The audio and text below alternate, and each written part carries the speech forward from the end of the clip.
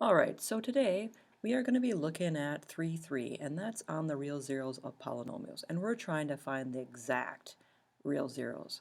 So find the exact rational zeros of a polynomial using synthetic division, graphing calculator, and or a quadratic formula.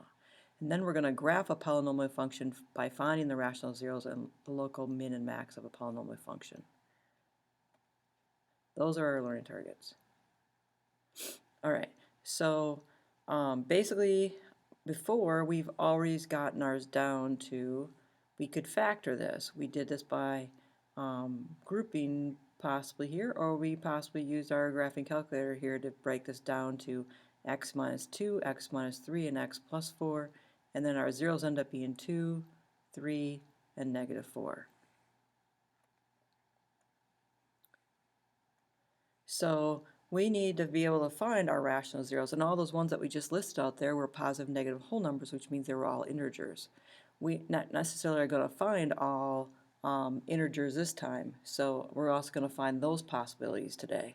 So we're going to use our graphing calculator to find all our nice integers, and then if they're not all integers, we're going to use synthetic division to evaluate the polynomial at each of those zeros, and then when the remainder is zeros, we know that we have found a zero. So we're going to use our q of x when dividing the next factor. We're going to repeat steps 1 and 2 until we reach a quadratic or a polynomial that factors easily. And then we'll use factoring or the quadratic formula there to find the remainder zeros. This one here is pretty easy. We can basically use our graphing calculator for this one, but again, we're looking for the exact zeros. So you can go to your y equals here, and you want to plug in x to the third minus 3x plus 2. You also want to make sure your window is set up here correctly, so if I go up here, actually to my table. I'm going to go up here to table set, and you want table setup to table start there is 0, and then the increments of the table you want to go by ones. So then if I go to my table here, I'm going to look here, because when I graphed it out here, I could tell I have 1 over here on the left, and it looks like it's turning at the one that's over here on the right here. So it looks like maybe a negative 2 and a 1. So I'm going to go to my table here and look at 1 there. It has a 0, so that's one of the x-intercepts of the zeros. And then if I keep going up here, I can see I've also got one at negative 2, 0. So what are my zeros there?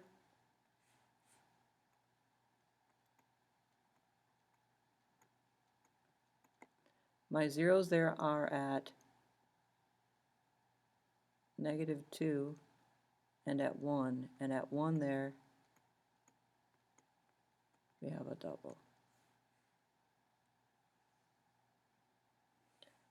Alright, so let's look at one where the graphing calculator won't necessarily tell us. Again, we're looking for the exact rational zeros there.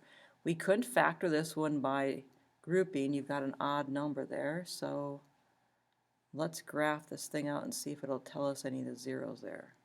So plugging that one in there, we have x to the fourth minus 5x squared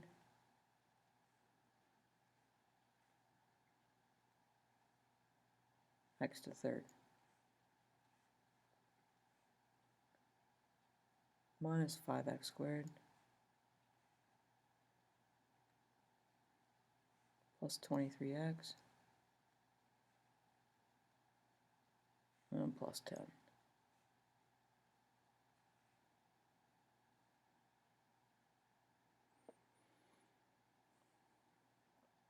So it's looking for, we've got a fourth degree there, and it's looking like we got 4 nice zeros. So let's see if we can find some of those. So I'm going to go to my table here and see if there's any zeros on there. And look at it, we've got one there at negative 2. I didn't know if there was any that went farther over here or not. I'm just going to look down here further. So I've got one at negative 2. And it looks like I've got one there at 5. So negative 2 and 5. So far,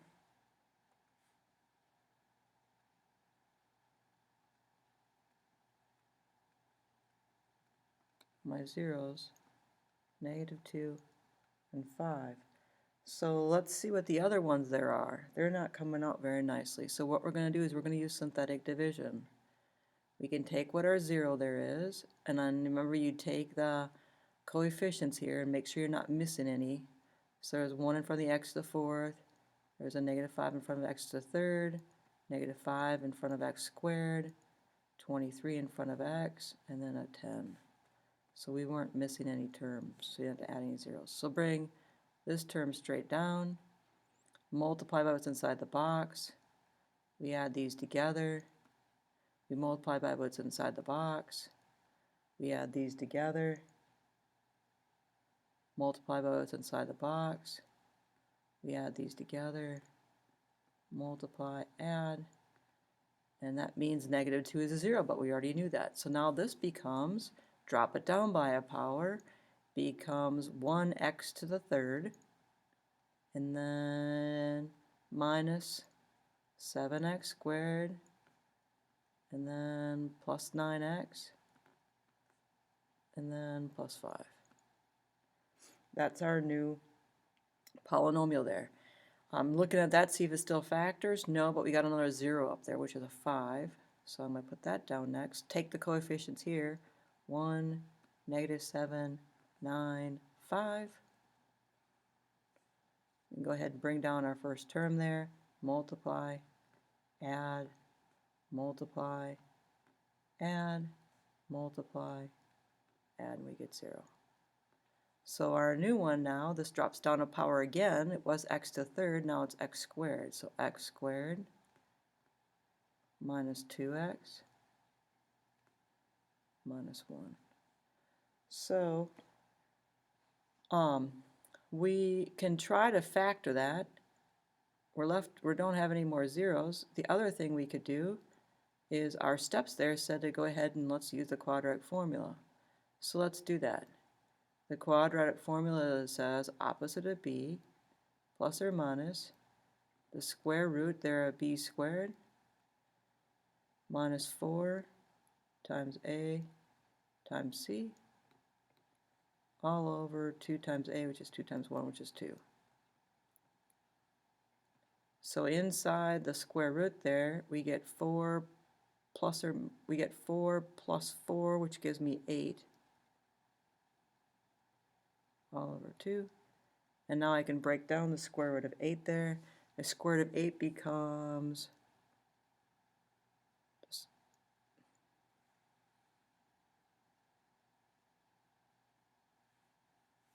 sorry about that, just messed up the whole screen.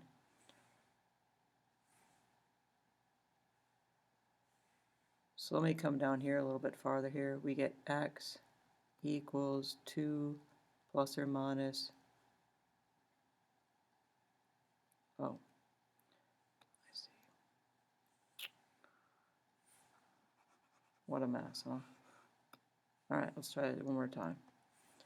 We have x equals 2 plus or minus square root of 4 times square root of 2 all over 2. And we know that the square root of 4 there is 2. Can't find the square root of 2 all over 2. And then we also know that if these 3 here on the outside are all divisible by a number, we can break those down. So they're all divisible there by 2. So we end up getting x equals 1 plus or minus 1 times the square root of 2 is just the square root of 2. So each of these you can divide by 2 there and you just get 1 plus or minus the square root of 2. So moving back up here at the top, we have our other 2 now to add.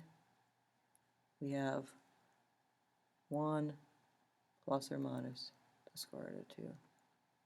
And those are our exact zeros.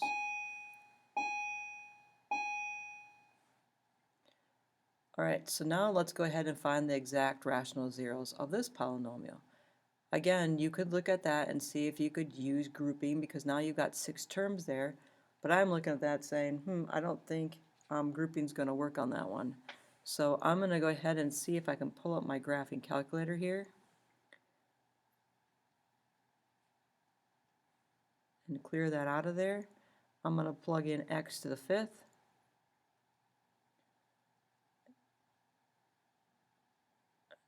I'm going to redo that, 2x to the 5th.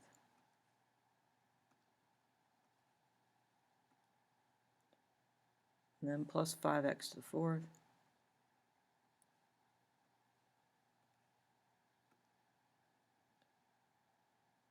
minus 8x to the third,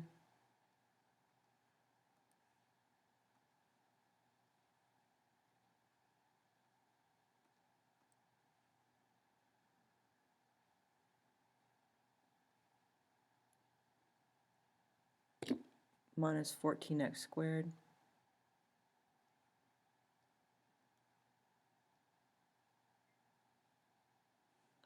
plus 6x,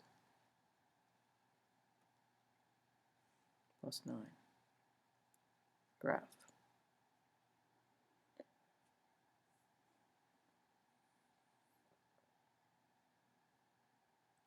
So it's looking like it's there at -3, at -1, possibly 1, and something shy there of 2.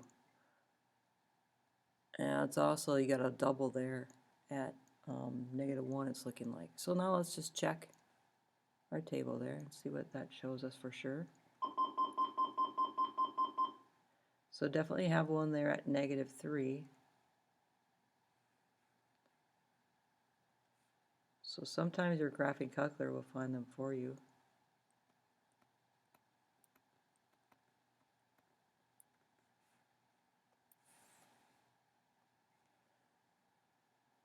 And then if I come down here, I'm seeing I've got one there at -1 as well. And that one, if you remember, turned at -1 when we looked at the graph there. So that's a double.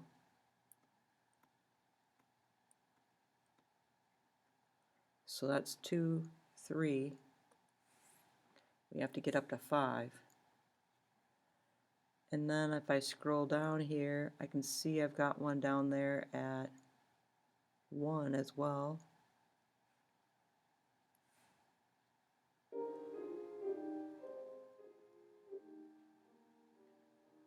And then another trick you can use sometimes, because when I was looking there at the graph, I was kind of thinking that one might be there at 1.5 because it looks like it's halfway between 1 and 2. So I could also set up my graph here, my table here, to go by 0.5s. And then see.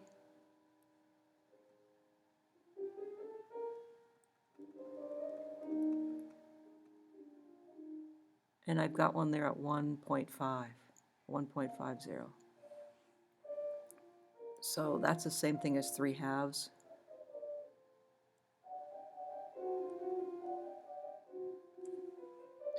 So that's 1, 2, 3, 4, 5, and the x the fifth. Can't have any more, so we've got them all.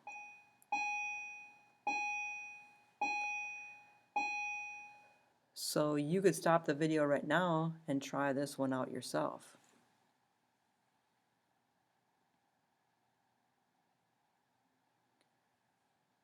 All right, so I'm going to go ahead and plug this one in as well and see if we can get this one. So this one here is 3x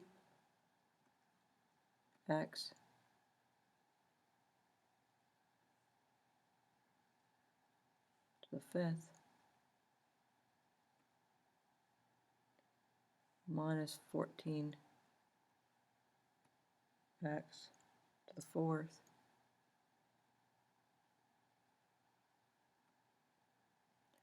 Actually, let's just stop this for now.